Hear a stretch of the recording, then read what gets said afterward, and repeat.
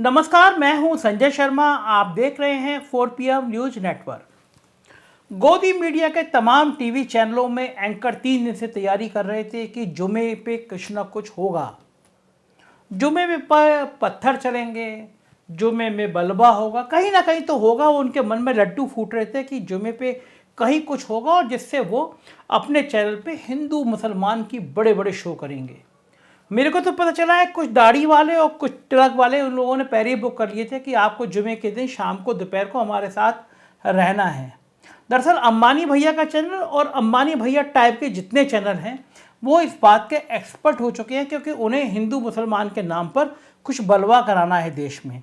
और कम से कम बलवा ना हो तो आपके राम और रहीम के बीच में इतना तनाव तो बड़ा रहे जिसका फ़ायदा उनको मिलता रहे। लेकिन जुमा आज हुआ और पत्थर भी चले, आगजनी भी हुई, लाठीचार्ज भी हुआ, पथराव भी हुआ। लेकिन साहब आज जिन लोगों ने किया उनके घर ना तो बुलडोजर चल पाएंगे और ना उनकी संपत्ति कुर्क की जाएगी, क्योंकि वो देश की धरोहर हैं, नौजवान हैं और अधिकांश उसमें से हिंदू हैं। अब लोग सवाल कर रहे हैं कि क्या बुलडोजर भी धर्म का रंग पहचानता है? दंगाई तो आग लगाने वाले लोग सब एक जैसे होते हैं, पथराव करने वाले लोग सब एक जैसे होते हैं, सड़क जाम करने वाले लोग सब ऐसे हो सकते हैं और सरकारी संपत्तियों को नुकसान पहुंचाने वाले भी सब एक जैसे होते हैं। तो बुलडोजर, घर ढहाना और संपत्ति कुर्क करना अलग अलग कैसे हो सकता है? हालांकि ना मैं उनके घर बुलडोजर चलाने के पक्ष में था और ना मैं इनके बुलडोजर चलाने के पक्ष में हूं। और इनके ऊपर तो मुझे तरस आ रहा है, क्योंकि ये मेरे देश के भाग्य विधाता हैं, ये मेरे देश के नौजवान हैं।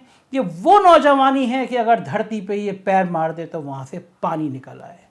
कहा जाता है जिस और हिंदुस्तान की जवानी चलती है पूरा मुल्क उधर चलता है। लेकिन इन नौजवानों के साथ हो क्या रहा है? इन नौजवानों की भावनाओं को इस तरह कुंठित क्यों किया जा रहा है? इनके हाथों में पत्थर क्यों पकड़ाए जा रहे हैं? आज मुझसे कई लोगों ने मैसेज किए और कुछ लोगों ने फ़ोन किए और कुछ बहुत गंभीर बातें मुझसे कही। इन लोगों के मन में डर है कि ये जो सेना का 4 साल का कॉन्ट्रैक्ट वाला अभियान चल रहा है, मतलब 4 साल सेना में रखेंगे और चौथे साल आपको वापस कर देंगे। और कहा जा रहा है कि चौथे साल वापस करेंगे तो 11-12 लाख रुपए आपका बचा हुआ सैलरी से जो कटता है वो भी आपको एक मुश्त मिल जाएगा। और जितने लोग भर्ती करेंगे एवरेज 40-50 हज़ार, उसमें से 25% लोग कंटिन्यू करेंगे और 75% लोग वापस आ जाएंगे। बड़े सवाल यह है कि जो वापस आएंगे ये क्या करेंगे? 22 साल का एक नौजवान सेना में भर्ती होने के लिए गया, भर्ती हो गया, 26 साल में उससे कह दिया कि आप वापस आ जाओ। गांव में आएगा, शहर में आएगा, पड़ोसी उससे कहेंगे तुम तो रिजेक्टेड माल हो। 25% लोग सेना में कंटिन्यू कर गए और तुम्हें वापस भेज दिया गया। 4 साल तक वो ट्रेंड हो चुका होगा, हाथ में हथियार होंगे, तो वो क्या करेगा? लोगों का सवाल जो था वो इसी से जुड़ा था। लोगों को डर था, लोगों को शंका थी और लोग मुझसे पूछ रहे थे कि क्या ये जो वापस लौट के आएंगे ये आरएसएस के काम में लगाए जाएंगे? क्या एक बहुत बड़ी योजना है सरकार की कि इस बहाने जो लोग ट्रेंड वापस लौट के आए तो संघ की लाठी हटाकर इन ट्रेंड नौजवानों को इस्तेमाल में किया जाए? क्या संघ ये दूरगामी नीति अपनाना चाहता है? क्या संघ के इस इशारे पे 4 साल में सेना ऐसे नौजवानों को ट्रेंड कर रही है जिनका वक्त पड़ने पे इस्तेमाल किया जा सके? और संघ इस्तेमाल कैसे करेगा ये मुझे आपको बताने की ज़रूरत नहीं है। मैंने ऐसे सभी लोगों की बातों का खंडन किया। आज की डिबेट में भी मैंने खंडन किया और कहा कि मुझे नहीं लगता कि सेना का इतना खतरनाक इस्तेमाल खुद सेना होने देगी। पहले भी इस देश के राजनेताओं ने, पहले भी इस देश के हुक्मरानों ने बड़ी कोशिश करी सेना के इस्तेमाल की, मगर भारतीय सेना की गौरवशाली परंपरा ने इसको होने नहीं दिया।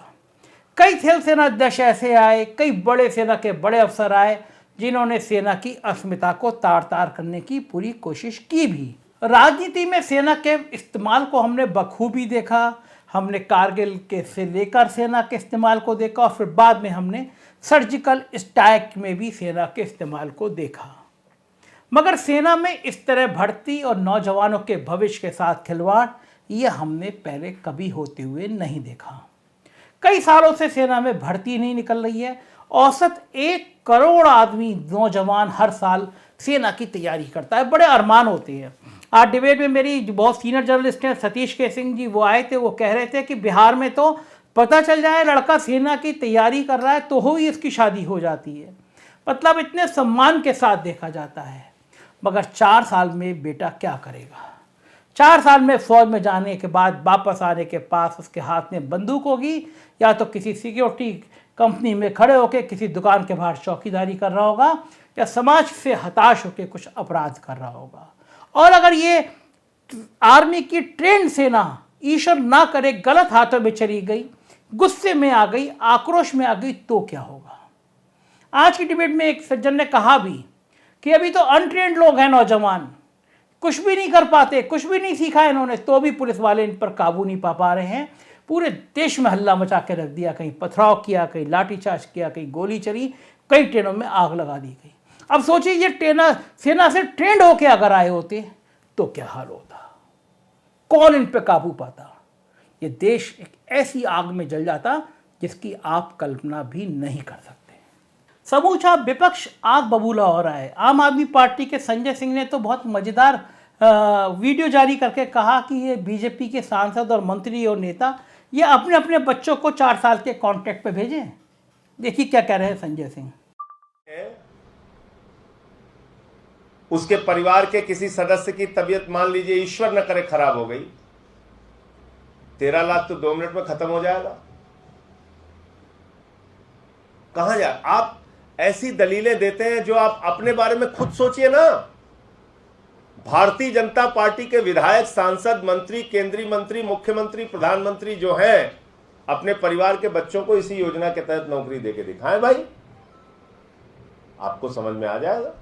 संजय सिंह ही नहीं, पूरे कांग्रेस, समाजवादी पार्टी, बसपा, सारे लोग कह रहे हैं कि ये गलत डिसीजन है, इसको वापस लिया जाना चाहिए। मगर सरकार की तरफ से कोई भी जिम्मेदार आदमी अभी तक बात करने को तैयार नहीं है। कोई मन की बात नहीं आ रही, कोई दिल की बात नहीं आ रही, कोई दिमाग की बात नहीं आ रही। ऐसा लग रहा है पूरे देश को एक अंधे कुएं में ढकेल दिया गया हो। हर आधे घंटे बाद खबर आ रही है कि कहीं लाठीचार्ज हो गया, कहीं ट्रेन में आग लगा दी, मथुरा में कहीं पथराव हो गया, बलवा हो गया, लाठीचार्ज हो रही है, नौजवान पीटे जा रहे हैं, नौजवान पीट रहे हैं और एक व्यक्ति की मौत हो जाती है। कब तक चलेगा ये? इतिहास गवाह है, इस देश के नौजवान जब सड़कों पर है, जब जेपी मूवमेंट हुआ तो सत्ता हिल गई थी। तो क्या सत्ता को अभी भी हिलने का इंतजार है? नौजवानों के सपनों से खिलवाड़ का कौन दोषी है? कहा जा रहा है कि भारत के पास, सरकार के पास इतना पैसा नहीं है कि वो इनको पेंशन दे सके, इसलिए 4 साल रखा है, क्योंकि 5 साल का अगर कॉन्ट्रैक्ट होता तो नौजवानों को ग्रेच्युटी और पेंशन दी जाती। मान सकते हैं कि सरकार के पास पैसा नहीं है, लेकिन जब सरकार के पास पैसा नहीं है तो क्या पैसा सिर्फ नौजवानों के लिए नहीं है? जो विधायक, जो सांसद 2 या 3 बार चुन लिए जाते हैं, उनको पेंशन 2 या 3 बार की अलग अलग दी जाती है। मतलब एक व्यक्ति 3-3 पेंशन ले रहा है। तो क्या सरकार के लिए इसके लिए पैसा है? मंत्रियों के भत्ते बढ़ जा रहे हैं, विधायकों की विधायक निधि बढ़ जा रही है, मंत्री 20-20 गाड़ियों के काफिले में चल रहे हैं। राजभवन आप देख के आइए, सैकड़ों लाखों करोड़ों रुपया फूका जा रहा है। एकड़ों में बड़ा बड़ा घर होता है, एक व्यक्ति रह रहा होता है, बुजुर्ग होता है आमतौर पे, जो राजनीति से निर्वासित होता है। उनके लिए सरकार के पास पैसा है। माननीय हमारे प्रधानमंत्री जी के पास हजारों करोड़ का हवाई जहाज खरीदने का पैसा है।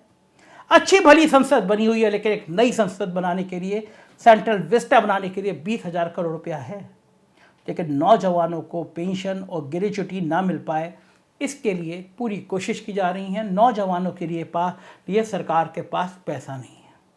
जिस देश में अंबानी और अडानी की संपत्ति हर मिनट में हजारों करोड़ रुपए बढ़ती हो, सैकड़ों करोड़ रुपए बढ़ती हो, वहाँ पे नौजवानों को सेना में जो खून पसीना बहाते हैं, जो गर्मी में मई जून में किलोमीटर दौड़ लगा रहे हैं, उनको सपना का पूरा करने के लिए कुछ चंद हजार रुपया भी नहीं है। ये इस मुल्क की हकीकत है। जय जवान जय किसान। किसान पहले ही अपने आंदोलन को लेकर सड़कों पे बैठ चुके। एक लंबा आंदोलन उन्होंने चलाया और उनकी जिद पूरी करनी पड़ी, क्योंकि मामला वोट का था, 5 राज्यों के चुनाव का था। नौजवान अभी वोट नज़र नहीं आ रहे हैं, लेकिन इसमें से 10 से 15% नौजवान भी अगर टर्न हो गए तो दोबारा सरकार बनाने के लाले पड़ जाएंगे। यही नौजवान कुछ दिनों पहले तक हिंदू मुसलमान की बात करता था, यही नौजवान आपको वोट करता था, यही नौजवान हिंदुत्व की बात करता था, यही नौजवान राष्ट्रवाद की बात करता था, और आज यही नौजवान हाथ में पत्थर लेके सड़कों पे आया तो आईटी सेल उसको भी आतंकवादी और खालिस्तानी और नक्सली जाने क्या क्या बताने में जुट गई। ये विडंबना है, ये इस तंत्र की विडंबना है। जो सवाल करेगा वो नक्सली हो जाएगा, वो आतंकवादी हो जाएगा, क्योंकि वो आपकी आंखों में खटकना लगेगा। अगर लोग पूछ रहे हैं क्या ये सेना से वापस लोग आए हुए संघ के इस्तेमाल में नहीं होंगे, तो ये मान के चलिए ये सरकार का भरोसा टूटने वाली बात है। लोगों को सरकार पर भरोसा बचा नहीं है, ये और गंभीर बात है। आप अपनी सरकार पे इतना भरोसा खो दें, आपको यकीन ना हो कि ये संघ के लिए आप प्रायोजित काम कर रहे हैं, ये और खतरनाक बात है। और ये हालात पैदा आपने किए हैं, दोषी आप हैं इसके लिए। बहुत अच्छा होता कि प्रधानमंत्री आते, समझाते बच्चों को, प्रधानमंत्री का समझाना एक मैसेज देता, भरोसा दिलाते कि तुम लोग जो भी वापस आओगे मैं तुम्हें अंबानी अडानी की ही नौकरी लगवा दूंगा अगर मैं सरकारी नौकरी नहीं लगा पाया, यही कह देते वो। तमाम झूठ हमने सुने, एक झूठ और सुन लेते, मन तो उनका तरफ खा जाता, मन तो खुश हो जाता। नौजवानों के सपनों से मत खेलिए साहब, मैं फिर कह रहा हूं, ये पूरी हुकूमत बदल देते हैं, ये पूरी सत्ता बदल देते हैं। अगर ये आपसे नाराज है तो आपको भी पसीने तो ला देंगे। मुझे उम्मीद है कि नौजवान हिंसा का रास्ता नहीं अपनाएंगे, गांधीवादी तरीके से बात करेंगे और मुल्क की हुकूमत भी उनसे बात करके बीच का रास्ता निकालेगी। ये आदेश वापस लेगी, सेना में भर्ती खोलेगी और बाकी भी भर्तियां लाएंगी। और नौजवानों को रोजगार मांगना हक है। आपने अपने चुनावी वादों में कहा था हम उनको रोजगार देंगे, मुझे यकीन है उनको रोजगार जरूर देंगे। और मेरी बात आपको ठीक लगती हो तो इस वीडियो को वायरल कीजिएगा, सब्सक्राइब करिएगा। बहुत बहुत शुक्रिया आपको मेरा साथ देने के लिए।